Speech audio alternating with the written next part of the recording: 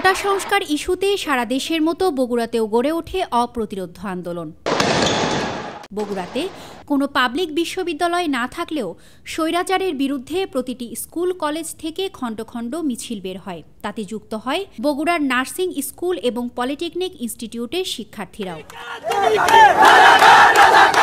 তবে ২৪-এর অবিস্মরণীয় গণ অভ্যুত্থানের পর বছর ঘুরে আবার এসেছে জুলাই। এই এক বছরে প্রত্যাশা আর বাস্তবতার মাঝে ঠিক কতটুকু দূরত্ব?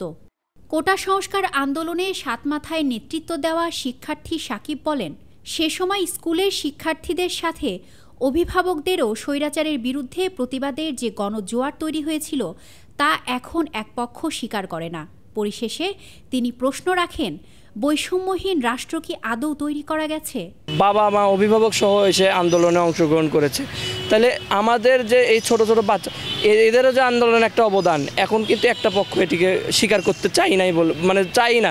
তারাই মনে করে যে তারা গুটি কয়েক, তারা এই আন্দোলনকে সফলের মাস্টার মাইন্ড, তারাই সব কিছু। ২৪-এর অভ্যুত্থানে কিন্তু বাংলাদেশের মানুষ একটা নতুন করে কোনো স্বপ্ন দেখেছিল যে এই বাংলাদেশ থেকে হবে বৈষম্যহীন একটা সেকুলার বিহীন একটা গণতান্ত্রিক রাষ্ট্র হিসেবে বা নতুনভাবে প্রতিষ্ঠা হবে, কিন্তু সেটি বাস্তবায়ন করতে আমরা মনে করি যে অন্তর্বর্তীকালীন সরকার সেটি ব্যর্থ হয়েছে। মৌলিক যে সংস্কারগুলোর যে রূপরেখাগুলো আমরা এখন পর্যন্ত দেখতে পাচ্ছি না।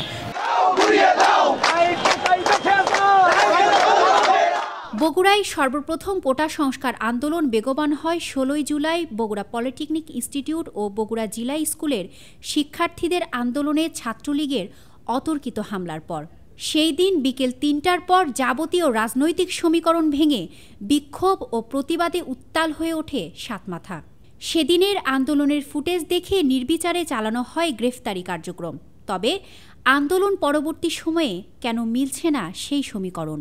মাস্টার মাইন্ড এই একটি শব্দ জুলাই আন্দোলনের ভ্রাতৃত্বকে নষ্ট করেছে বলে উল্লেখ করেন আন্দোলনের অন্যতম একজন জাকিরুল ইসলাম। তারপরও সবাই আমরা তরুণ প্রজন্ম আমরা একটা নতুন বাংলাদেশের স্বপ্ন দেখি, যেখানে যে ৫ই আগস্টের আগ মুহূর্ত অবধি সারা দেশের যে বৈষম্যগুলো ছিল এগুলো হারায় যায়। নতুন বাংলাদেশে আমরা নতুন করে গড়ব, নতুন স্বপ্ন আমাদের বাস্তবায়ন হবে।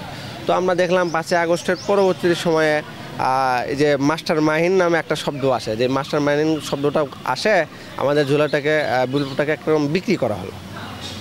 তারপরে সবাই যে যার মতো দলীয় মতো করে ক্রেডিট নেওয়া শুরু করলো।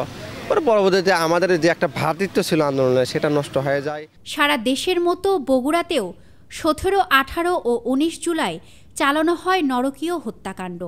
এমনকি ৫ আগস্ট বিজয় মিছিলে নিহত হন রাতুল। তবে এত হারানোর মাঝেও প্রাপ্তি কতটুকু? জুলাইয়ের আন্দোলনটা সবার ছিল। জুলাইয়ের আন্দোলন গণমানুষের ছিল, নির্দিষ্ট কোনো দলের জন্য ছিল না, নির্দিষ্ট কোনো গোষ্ঠীর জন্য ছিল না। তাহলে সেইটাকে এখন কোনো একটা একীভূতকরণ করা হচ্ছে কেন? বর্তমান যে সরকার রয়েছে, সেই সরকার কেন, অন্তর্বর্তীকালীন সরকার কেন এখনো জুলাই ঘোষণাপত্র দিচ্ছে না? স্বৈরাচারের পতন ঘটেছে এক অভাবনীয় গণ অভ্যুত্থানের। তবে বিপ্লব পরবর্তী সময়ে মব সন্ত্রাস এই গৌরবময় অর্জনকে ধরে রাখার জন্য একটি বড় বাধা হয়ে দাঁড়িয়েছে বলে উল্লেখ করেন এইসব জুলাই যোদ্ধা। শেখ হাসিনার সময়ে দেশটা ছিল মগের মুল্লুক এবং বর্তমানে আবার আমরা খেয়াল করছি দেশটা অনেকাংশে আসলে একটা মবের মুল্লুক হয়ে গেছে। যেখানে এই মব তৈরি হচ্ছে, সরকার মনে হয় সেই মবের দিকেই গুরুত্বটা বেশি দিচ্ছে। আমরা দেশে যে আইনের শাসন চেয়েছিলাম সেই শাসনটা আসলে এখনো হয় নাই। বগুড়া আমাদের খুনের রাজত্ব সন্ত্রাসের একটা শহরে পরিণত হয়ে গেছে। আমরা জনগণের যে অধিকার চেয়েছিলাম বা জনগণ তাদের যে দাবি বাস্তবায়নের জন্য যে চাওয়া পাওয়ার জন্য তারা আন্দোলনে নেমেছিল সেই অধিকার আজকে বাস্তবায়িত হয় নাই। মুক্তিযোদ্ধার সন্তান নাতিপুতিরা কেউ মেধাবী না, যত রাজাকারের বাচ্চারা। ১৪ই জুলাই শেখ হাসিনার একটি উক্তি, চাকরি মুক্তিযোদ্ধার নাতিরা পাবে নাকি রাজাকারের নাতিরা পাবে। দাম্ভিক এই উক্তির প্রতিবাদে প্রথম রক্তচক্ষু শাসককে সরাসরি স্বৈরাচার হিসেবে প্রকাশ্যে উচ্চারণ করে এদেশের ছাত্র সমাজ। আর সেদিনের পর বগুড়ায় বৃষ্টিঝড় উপেক্ষা করে আন্দোলনে আলোকবর্তিকা হয়ে আশা জাগাতে আসে নারী শিক্ষার্থীরাও। জনগণের সকল স্তরের মানুষের নাভিশ্বাস উঠে গিয়েছিল, তো তার পতনের জন্য আপামর জনতা সকলে, নারী পুরুষ ধর্ম বর্ণ নির্বিশেষে সকলে রাস্তায় নেমেছিল তার পতনের জন্য। কিন্তু স্বৈরাচার যখন পালিয়ে গেল তখন হচ্ছে যে আশা আকাঙ্ক্ষা নিয়ে জনগণ নেমেছিল, ইনভলভ হয়েছিল, তার পরবর্তীতে যাদেরকে আমরা প্রতিনিধি হিসেবে ক্ষমতায় বসালাম তারা কিন্তু আর সকলের কথা ভাবলো না, তারা যে কোনো একটা দলের পারপাস সার্ভ করছে।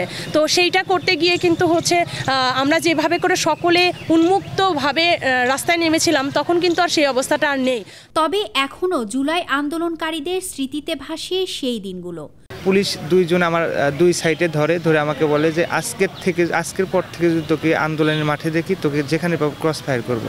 কালিয়ার বাজার সেখানে যে শহীদটা ছিল সে আমার কুলের উপরেই মারা গেছে। জেলখানাতে হস্তান্তর করার পরে আমাদের উপরে বিভিন্নভাবে টর্চার চালায়। যেখানে একটা লকআপে ধারণ ক্ষমতা 100 জন, সেখানে ওরা আমাদেরকে করতো কি 200-250 জনকে একসঙ্গে বন্দি করতো।